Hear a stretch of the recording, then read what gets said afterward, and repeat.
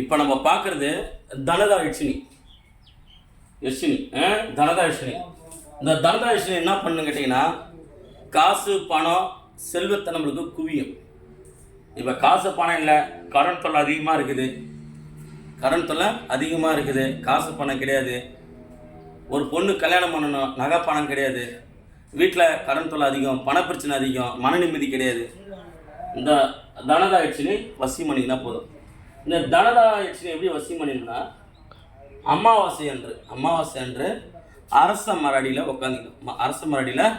உட்காந்திங்கன்னு சந்தனம் பார்த்தீங்களா, சிவப்பு சந்தனம் வாங்கி போயிட்டு சிவப்பு சந்தனத்தில் வந்து வாசகம் தெரியும். அரகஜா, கோராஜனம், புணுக்கு, ஜவ்வாது, கஸ்தூரி, மல்லிகை, அத்தர், பன்னீர் இதெல்லாம் ஊற்றி சந்தனத்தில் ஒரு பெண் பாவை செஞ்சுக்கணும். அரச மரத்தடியில் அமாவாசை அன்னைக்கு உட்காந்து அரச மரத்து கீழே உட்காந்துன்னு ஒரு பெண் பாவை வாழை இலை பறிப்பு அதில் ஒரு பாவை செஞ்சுக்கணும். ஒரு பாவை செஞ்சுட்டு அந்த பாவைக்கு பால், பழம், செவ்வரளி பூவு, பொங்கல், சக்கரை பொங்கல், பொரி, அவல், கடலை, புரியுதுங்களா? அது எல்லாத்தையும் படியில் போட்டுடணும். படியில் போட்டுட்டு இந்த மந்திரத்தை சொல்லணும். ஊதுவத்தி சாம்பிராணி தூபம் காட்டணும்.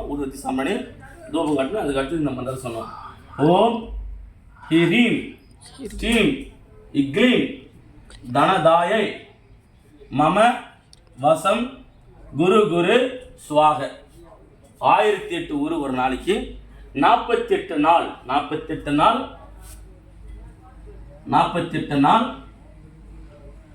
ஒரு வேளை சாப்பிட்டு பெண் முகத்தை யார் முகத்தையும் பார்க்காம நீங்கள் சமைச்சு நீங்களே சாப்பிட்டுக்கணும். அந்த 48 நாளும் செவ்வாய்க்கு வைக்கணும், பால் பழம் வைக்கணும். நெய்வேதி வைக்கிறீங்கல்ல, பால் பழம் வச்சாகணும். அந்த பாவியை 48 நாள் கழிச்சு ஒரு பானை ஒன்று வாங்கிக்கணும். ஒரு பானை, அந்த பானைக்குள்ள நவதானியம் 9 விதமான நவதானியத்தை உள்ளே போட்டணும். நவதானியத்தை உள்ளே போட்டு அதுக்கப்புறம் அந்த பாவையை எடுத்து இந்த பானைக்குள்ளே வச்சிடணும். பானைக்குள்ளே வச்சுட்டு நம்மளுக்கு கிடைக்கும் பார்த்தீங்களா, 1 ரூபா, 2 ரூபா, 5 ரூபா, 10 ரூபா, ஒரு நாளைக்கு எவ்வளோ வருமானம் கிடைக்குதோ அதில் 3ல் ஒரு பாகம் அந்த பானைக்குள்ளே வச்சிடணும். இந்த பாவை இருக்குதுல, பெண் பாவை, பானைக்குள்ளே வச்சிடணும். 21 நாளைக்கு மறிக்கொழுந்து வைக்கணும். 40 நாள் முடிச்சுட்டு 21 நாளைக்கு மறிக்கொழுந்து, துளசி, தாமரைப்பூ இது 3த்தையும் அந்த சந்தன பாவைக்குள்ளே, அந்த பானைக்குள்ளே இருக்கிற சந்தன பாவைக்குள்ளே வைக்கணும். வச்சுன்னு வந்தீங்கன்னா பணம் செல்வம் பெருகும். நம்ம ஒரு வேலைக்கு போகலனாலும் பரவாயில்ல, நம்ம ஒரு வேலைக்கு போக தேவையில்ல. எப்படி நம்மளுக்கு பணம் வரும்? வேலைக்கு போகிறது எப்படி பணம் வரும்? நம்பிக்கை இருந்தால் பண்ணி பாருங்க, ஏதோ ஒரு வழியில் இது வரும். இப்போ நிலத்து பிரச்சனை இருக்குது, அந்த நிலத்து பிரச்சனையை தீர்க்கும். இப்போ நகையை வந்து அடமான கடையில் வச்சுட்டிங்க, என்னால் மூக்க முடியல. ஒரு 100 சவரன் நகையை வந்து அடமான கடையில் வச்சுட்டிங்க, மீட்க முடியல. இந்த யட்சியை நீங்கள் சித்தத்துனீங்கன்னா நகையை மீட்டு எடுத்துடலாம். கடன் பிரச்சனை தீர்ந்துடும், காசு பணம் செல்வம் வந்துடும். எல்லா செல்வம் 16 செல்வமும் உங்களை தேடி வந்துடும். ஆனால் 48 நாள் சித்தத்துட்டு பேருக்கு ஒன்று மறந்துடாதீங்க, தாமரைப்பூ, துளசி, மறிக்கொழுந்து அதுக்கு வைக்கணும். அந்த பாவிக்கு மறிக்கொழுந்து வைக்கணும். சிவப்பு சந்தனங்கிறது பார்த்தீங்களா, அந்த சிவப்பு சந்தனத்தால் தான் அந்த பாவியை செய்யணும். அரச மரத்தை கீழே தான் செய்யணும். அமாவாசை அன்று இரவு 1 மணிக்கு அந்த பாவியை அரச மரத்து கீழே உட்காந்து அந்த பாவியை செய்யணும். புரியுதுங்களா? இது வந்து வேற என்ன செய்ய ஐயா? இதை வச்சு நம்ம குறி சொல்லலாமா? குறி சொல்லலாம். இதே பாவியை ஒரு தாம்பல் தட்டில் வாழையில வச்சு, எல்லாம் தையலை இருக்குது பார்த்தீங்களா, தையலை வச்சு இந்த பாவி செஞ்சு வச்சுக்கணும். இந்த பாவி செஞ்சு வச்சுட்டு இதுக்கு ஒரு தீபம் ஒன்று ஏற்றணும், அகல் தீபம் ஒன்று ஏற்றிட்டு இந்த மந்திரத்தை நீங்கள் குறி சொல்கிறதுக்கு முன்னே ஊதுவத்தி கொளுத்திட்டு, ஊதுவத்தி பார்த்தீங்களா, அதை கொளுத்தி வச்சுட்டு தூபதீபம் காட்டிட்டு இந்த மந்திரத்தை 21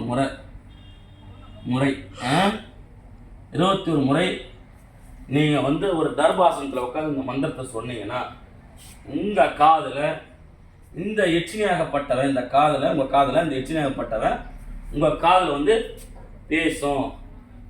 இதை யார் வேணாலும் சித்து எடுக்கலாம். குழந்தைங்க எடுக்கலாம், பெரியவங்க எடுக்கலாம், கல்யாணம் ஆணுங்க எடுக்கலாம், ஆவாதுங்க எடுக்கலாம், தீட்டு தின்னுக்கலாம். இதுங்க கிடையாது.